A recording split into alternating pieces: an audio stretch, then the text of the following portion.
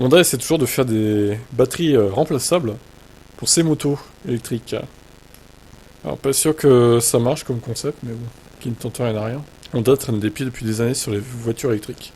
Non seulement sur les voitures, mais aussi sur les motos. Le système de batterie échangeable développé par Honda existe depuis plusieurs années, mais n'a pas beaucoup été utilisé en dehors de quelques essais japonais locaux, jusqu'à récemment. Après avoir développé un consortium de batteries échangeables avec Yamaha, Suzuki et Kawasaki, il semble que Honda tente de se positionner sa propre batterie comme norme concurrente.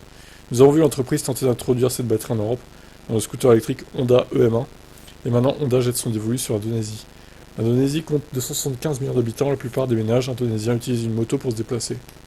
Les véhicules électriques ne représentent encore qu'un infime pourcentage de ce marché, mais davantage d'options aident les Indonésiens à augmenter leur nombre de véhicules électriques. Maintenant, Honda veut se lancer dans ce jeu en important sa moto électrique EM1 en Indonésie. Honda semble proposer son EM1 à la vente en Indonésie avec ou sans batterie, ce qui signifie probablement que le package sans batterie reposerait sur des abonnements d'échange de batterie. Sans batterie, le prix de l'EM1 est d'environ 2600 dollars US, tandis que le prix du pack avec pile incluse est plus proche des 2930. Ouais, bon, c'est pas beaucoup plus cher pour le coup.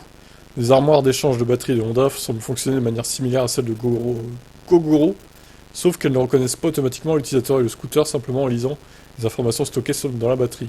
Au lieu de cela, les utilisateurs devront glisser une carte de membre pour activer la station d'échange de piles.